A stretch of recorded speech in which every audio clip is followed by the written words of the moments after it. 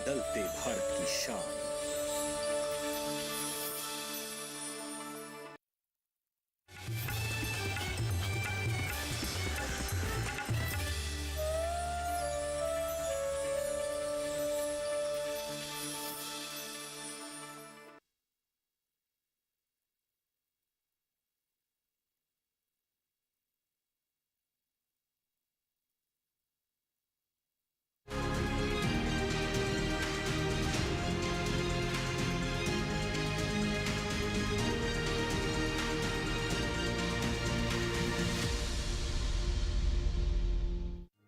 पीढ़ी दर पीढ़ी हमारे किसान अलग अलग स्पीसीज की अलग अलग वैरायटी इनको सहेज कर रखते गए और उसको विकास करते रहे। किसान की विरासत, धरती के वनस्पति संसाधन, एक अधिकार जिसका दुनिया भर के देश करते हैं सम्मान।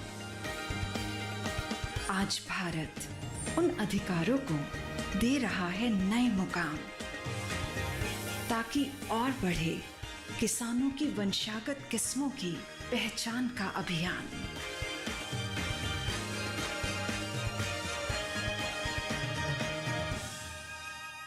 नमस्कार, दूरदर्शन किसान के कार्यक्रम कृषि दर्शन में स्वागत आप सभी का। मैं हूं आपके साथ अदिति शर्मा।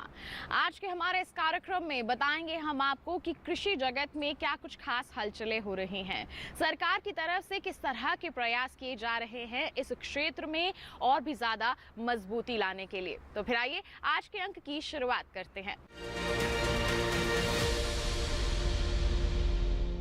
किसान भाइयों बहनों, आइए सबसे पहले नजर डालें हमारे सेगमेंट विज्ञान और किसान पर।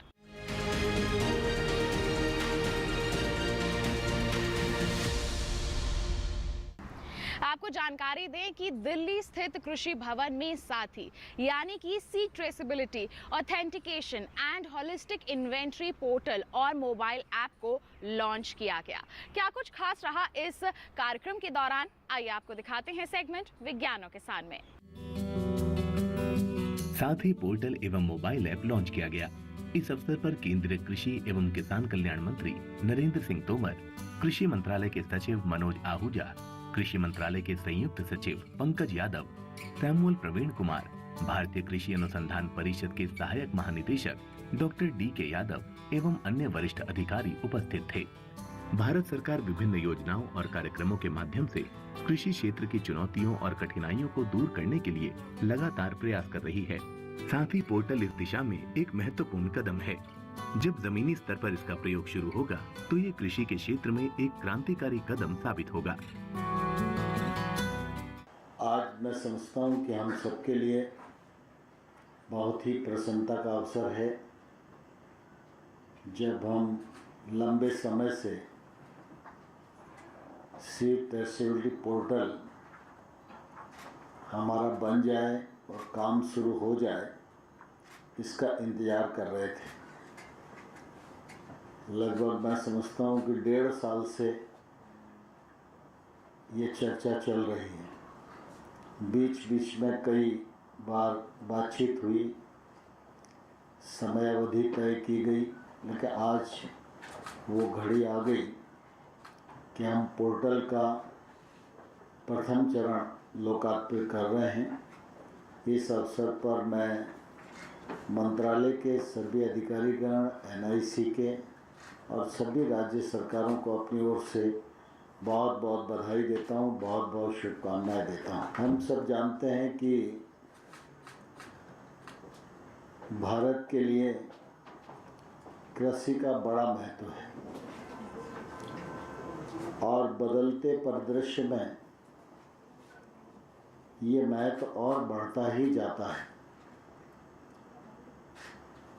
पहले हम खेती के बारे में जब सोचते थे तो हमारे मन में रहता था कि अपने देश की आवश्यकताओं को कैसे पूरा करें, लेकिन जैसे जैसे समय बढ़ रहा है, देश की यश कीर्ति बढ़ रही है, तो खाद्यान्न की दृष्टि से, कृषि उत्पादों की दृष्टि से दुनिया के बाजार में भी भारत से अपेक्षा बढ़ रही है। इन अपेक्षाओं पर हम खरे उतरें यह निश्चित रूप से भारत सरकार और राज्य सरकार दोनों की संयुक्त जवाबदारी है। विश्व की अपेक्षाओं को हम पूरा करें, जलवायु संकट के दौर में हम ठीक प्रकार से खड़े रह सकें, कृषि के समक्ष समय समय पर आने वाली विभिन्न प्रकार की चुनौतियां, उनका समाधान करने में सक्षम हो सकें, यह आज निश्चित रूप से बड़ी ज़रूरत है। कृषि के क्षेत्र में हम सब जानते हैं कि बीज का, पेस्टिसाइड का, उर्वरक का, सिंचाई का महत्वपूर्ण भूमिका है। बीज अगर बाजार में गुणवत्ता विहीन है तो निश्चित रूप से वो बहुत ही खतरनाक स्थिति है। किसान जब ऐसा बीज खरीद कर अपने खेत में बोता है तो किसान का तो नुकसान होता ही है, लेकिन साथ ही साथ अगर बड़ी मात्रा में नकली बीज बाजार में है और बिक रहा है तो हम सोचें कि देश भर के उत्पादन पर कितना फर्क आएगा और पूरे देश में कृषि की ग्रोथ को किस प्रकार से ये बाजार नुकसान पहुंचा रहा है। इसलिए समय समय पर ये बात सभी लोगों से निकलती रही कि हमको कुछ ऐसी व्यवस्था करनी चाहिए जिससे कि ये जो नकली बाजार है ये ध्वस्त हो, गुणवत्तापरक बीज बाजार में रहे और किसान तक पहुँचे, किसान को भी उसका लाभ हो और देश को भी उसका लाभ हो। और इसलिए सीड ट्रेसेबिलिटी सिस्टम हम बनाएं, यह बात मंत्रालय में आई, फिर उसके बाद NIC को बात की गई और मुझे लगता है कि इस दृष्टि से आज हम आंशिक रूप से सफल हुए हैं। पूर्ण रूप से सफल तभी होंगे जब फेज़ 2 आ जाएगा, लेकिन मैं समझता हूँ कि फेज़ 1 करने में कठिनाई ज़्यादा थी, लेकिन अब प्लेटफॉर्म बन गया है, इसलिए फेज़ 2 आने में ज़्यादा समय भी नहीं लगना चाहिए, ज़्यादा कठिनाई भी नहीं होना चाहिए। इसलिए उसकी भी समय सीमा तय करके इस पूरे सिस्टम को हम पूर्णता प्रदान करें, यह ज़रूरी है और इस दृष्टि से निश्चित रूप से हम सब लोगों को काम करना चाहिए। इसी प्रकार से पेस्टिसाइड का भी विषय है। पेस्टिसाइड की भी एक बड़ी समस्या नकली पेस्टिसाइड की बाज़ार में है और उसके कारण भी किसान को काफ़ी कठिनाई का सामना करना पड़ता है। पेस्टिसाइड के मामले में दो चीज़ें, एक तो नकली पेस्टिसाइड वो रुकना ही चाहिए, उसके लिए राज्य सरकारों को अपना दायित्व का निर्वहन करना चाहिए। हम सब लोगों की जो जिम्मेदारी है उसको भी हमें चिंता से करनी चाहिए और साथ ही साथ जलवायु परिवर्तन के इस दौर में नए नए प्रकार के कीट भी आ रहे हैं, तो हमारे ICAR के सभी वैज्ञानिक इस दिशा में चिंतित हैं और मुझे लगता है कि रिसर्च वर्क हमें और बढ़ाना चाहिए और नए मॉलिक्यूल आएँ जिससे कि किसान का अगर हम कीट से होने वाला नुकसान बचाने में सफल हो जाएं तो मैं समझता हूँ कि पूरे कृषि उत्पादन में हम 20% की बचत कर सकते हैं, जो अभी किसी न किसी रूप में नुकसान हो ही रहा है, और चाहे वो नकली के कारण हो, चाहे कीटों की पहचान नहीं है इसके कारण हो, लेकिन वो नुकसान है ही।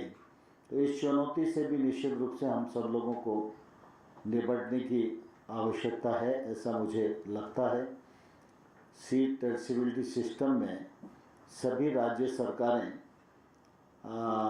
इससे अपना संबंध जोड़ लें, यह मैं समझता हूँ उनके लिए भी अच्छा है, क्योंकि केंद्र सरकार का तो अपना दायित्व है कि हम लोग जो रास्ता खोज सकते हैं वो रास्ता खोजें और उस प्लेटफॉर्म को बनाएं, राज्यों को उपलब्ध कराएं, लेकिन सबसे ज़्यादा इसका लाभ तो निश्चित रूप से राज्य के किसानों को ही होने वाला है। और इसलिए मुझे लगता है प्राथमिकता के तौर पर हम सब भी प्रयत्न करें और राज्य भी जल्दी से जल्दी इससे जुड़ जाए, जिससे कि इससे होने वाले नुकसान से हम निश्चित रूप से बच सकें। अब यह सही है कि इस सिस्टम के अंतर्गत QR कोड होगा और उसका जो उपयोग करेगा वो बीज को ट्रेस कर पाएगा, लेकिन अब ट्रेस कर पाए और QR कोड को वो समझ पाए, इसके लिए भी जागरूकता अभियान चलाने की ज़रूरत है। मुझे लगता है नई विधा है, नई टेक्नोलॉजी है, तो जब तक ये किसान को मालूम नहीं होगी तब तक उसका लाभ उसे मिलेगा नहीं। तो इसलिए हमारे जो ट्रेनिंग प्रोग्राम राज्य सरकारों के माध्यम से, ICAR के माध्यम से, कृषि विज्ञान केंद्र के माध्यम से जहाँ जहाँ हो रहे हैं वहाँ मुझे लगता है कि प्रायोरिटी पर सीड ट्रेसेबिलिटी सिस्टम की भी ट्रेनिंग हमें देना चाहिए, जिससे कि अधिक से अधिक किसान इसका उपयोग करें और जो हमारा उद्देश्य है उसकी हम निश्चित रूप से पूर्ति कर सकें। मैं समझता हूँ कि पिछले दिनों कृषि के समक्ष बहुत सारे प्रकार के गैप्स हम लोगों के सामने थे। रिसर्च में भी कई प्रकार की कठिनाइयाँ थीं, मंत्रालय में भी कई प्रकार की कठिनाइयाँ थीं, फॉर्म पर भी कई प्रकार की कठिनाइयाँ थीं। विभिन्न योजनाओं के माध्यम से, विभिन्न कार्यक्रमों के माध्यम से भारत सरकार की एक कोशिश रही है कि हम उन गैप्स को भर सकें और उन कठिनाइयों को दूर कर सकें।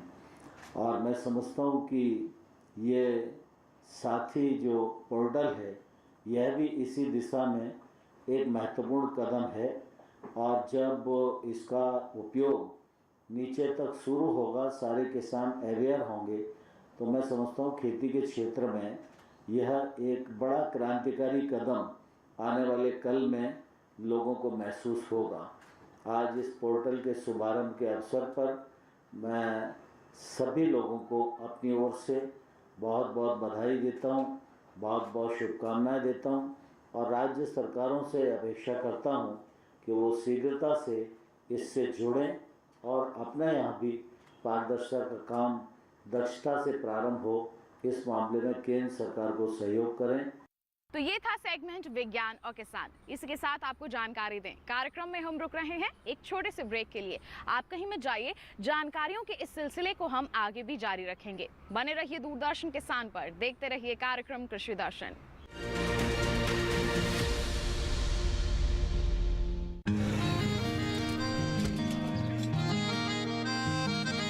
क्या बात है भाई, आजकल तो काफी खुश नजर आ रहे हो। क्यों ना हो, अब मैं ऑर्गेनिक खेती जो कर रहा हूँ ये पूरा प्राकृतिक है, ऑर्गेनिक है।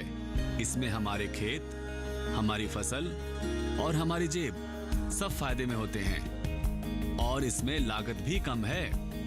जी हाँ, आप भी ऑर्गेनिक खाद का प्रयोग करें, अपनी फसल और मिट्टी को तंदुरुस्त बनाएं और आपकी आमदनी में इजाफा करें। अधिक जानकारी के लिए किसान call centre toll free number 1800-180-1551 पर कॉल करें और लॉग ऑन करें kisan.gov.in और farmer.gov.in। कृषि और किसान कल्याण मंत्रालय द्वारा किसान हित में जारी।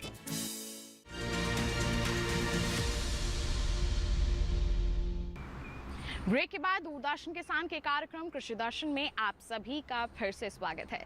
किसान भाइयों बहनों, हम सभी जानते हैं कि वर्ष 2023 अंतर्राष्ट्रीय पोषक अनाज वर्ष है, जिसके लिए हमारी सरकार की तरफ से कई तरह के कदम उठाए जा रहे हैं। हमारे किसानों को प्रोत्साहित किया जा रहा है, आम जन को जागरूक किया जा रहा है श्री अन्न के प्रति। तो किस तरह की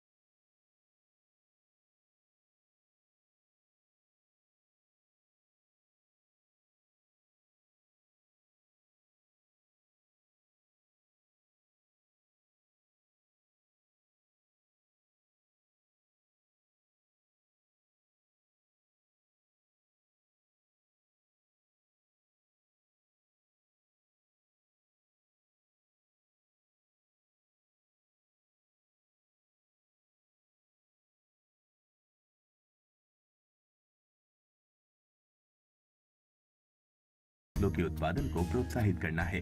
साल 2014 में जब देश ने हमें सेवा करने का अवसर दिया, तब भारत का कृषि बजट 25,000 करोड़ रुपए था। इस वर्ष हमारा कृषि बजट 1,25,000 करोड़ रुपए से ज्यादा है, यानी 5 गुना ज्यादा बढ़ोतरी हुई है। हम देश की कृषि को भविष्य की चुनौतियों को देखते हुए हमारी पूरी किसानी ग्रामीण अर्थव्यवस्था इसमें नए प्राण लाने के लिए हम कृतनिश्चयी हैं, बल दे रहे हैं।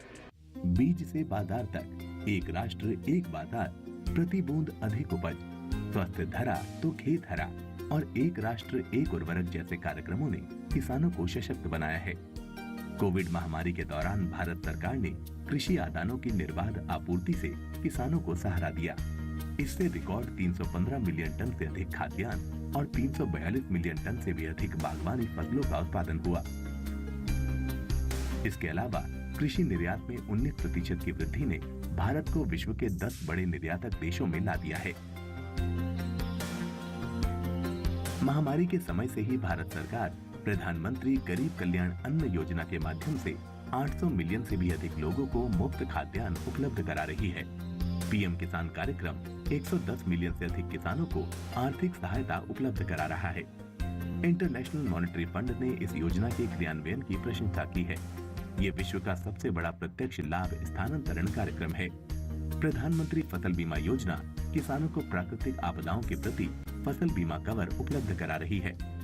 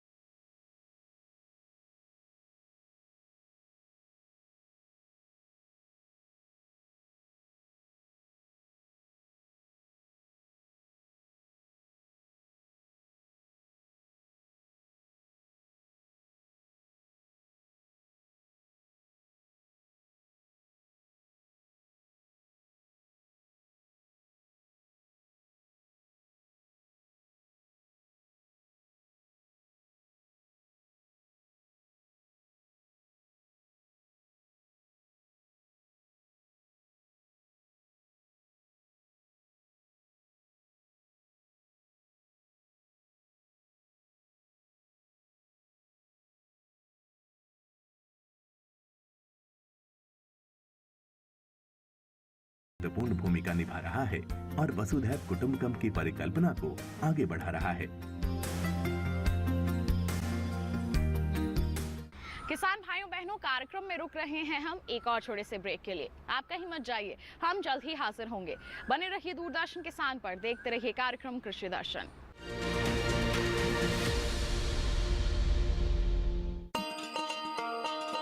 किसान भाइयों गांठ बांध लो, गांठ बांध लो, बात बहुत है काम की, समृद्धि के पैगाम की। मिट्टी के मिजाज को समझो, मिट्टी के हर राज को समझो, मिट्टी की तुम जांच कराओ, मुफ्त सॉइल हेल्थ कार्ड ले जाओ। कभी मुनासिब बीज लगाओ, सही किस्म की खाद ले आओ, जितनी जरूरी उतनी डालो, सही मात्रा खुद पहचानो, इसको अपना मंत्र बना लो, मिट्टी की सेहत तो जानो। बात बहुत है काम की, कम लागत अधिक वरदान की। किसान भाइयों गांठ बांध लो, आज ही मिट्टी की जांच कराएं, राज्य सरकार के कृषि अधिकारी से संपर्क करें और मुफ्त में सॉइल हेल्थ कार्ड पाएं। कृषि और किसान कल्याण मंत्रालय द्वारा किसान हित में जारी। ब्रेक के बाद दूरदर्शन किसान के कार्यक्रम कृषि दर्शन में आप सभी का फिर से स्वागत है। आइए अब आपको दिखाते हैं सेगमेंट फार्मिंग इंडिया।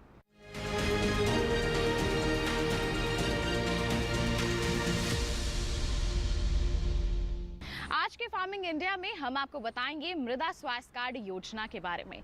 एक ऐसी योजना है जिसमें हमारे जो लाभार्थी हैं उन्हें एक कार्ड दिया जाता है या फिर कहें कि रिपोर्ट कार्ड दिया जाता है, जिसमें पूरा ब्यौरा होता है कि उनकी मिट्टी में कौन कौन से पोषक तत्वों की कमी है। इसके लिए मिट्टी की जांच भी की जाती है। तो क्या रहती है पूरी प्रक्रिया, आइए आपको बताएं।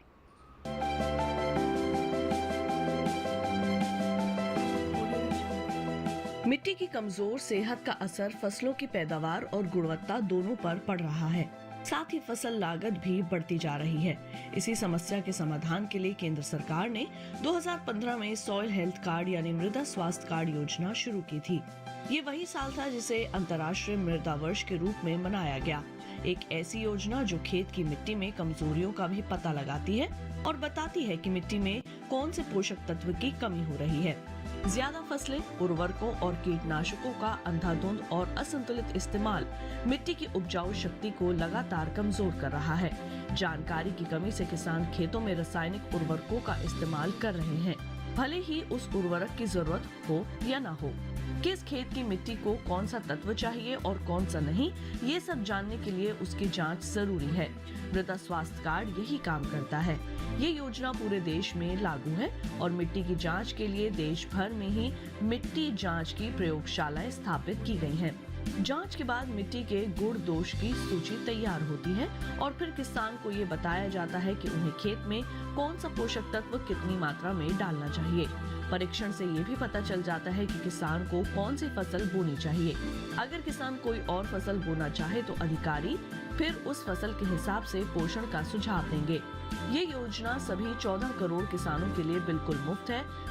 फरवरी तक के आंकड़े से पता चलता है कि 2019-20 के दौरान मध्य प्रदेश, छत्तीसगढ़, गुजरात, महाराष्ट्र, पंजाब, राजस्थान, हिमाचल प्रदेश और झारखंड के अलावा कई और राज्यों में 100 के 100% किसानों को ये योजना के तहत कवर कर लिया गया है।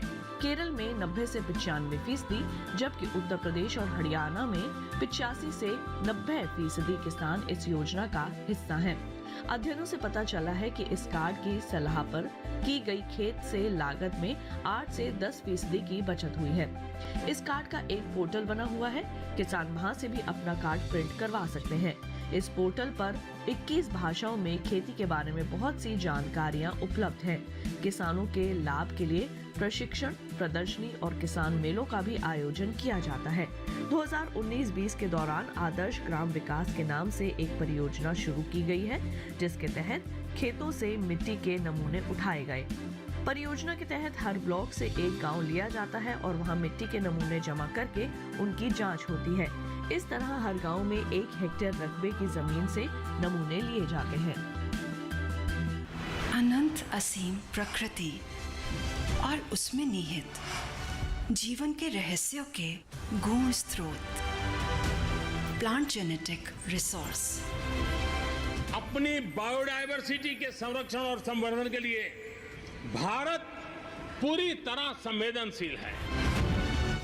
वैज्ञानिक दृष्टि और समृद्ध कृषि परंपरा के साथ भारत जैविक विविधता के संरक्षण के लिए प्रतिबद्ध है।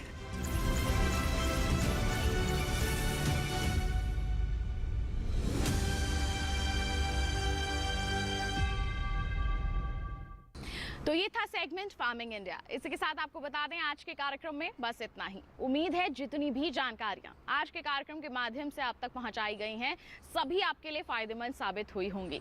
साथ ही आपको बता दें हमारा ये कार्यक्रम आप दोबारा देख सकते हैं। टीवी स्क्रीन पर दिखाए जा रहे QR कोड को स्कैन कर लीजिए, सीधा पहुंचेंगे हमारे YouTube चैनल पर। साथ ही आपको बता दें कि आप हमसे जुड़ भी सकते हैं। ईमेल कीजिए हमें। ईमेल ID है krishidarshandddk@gmail.com।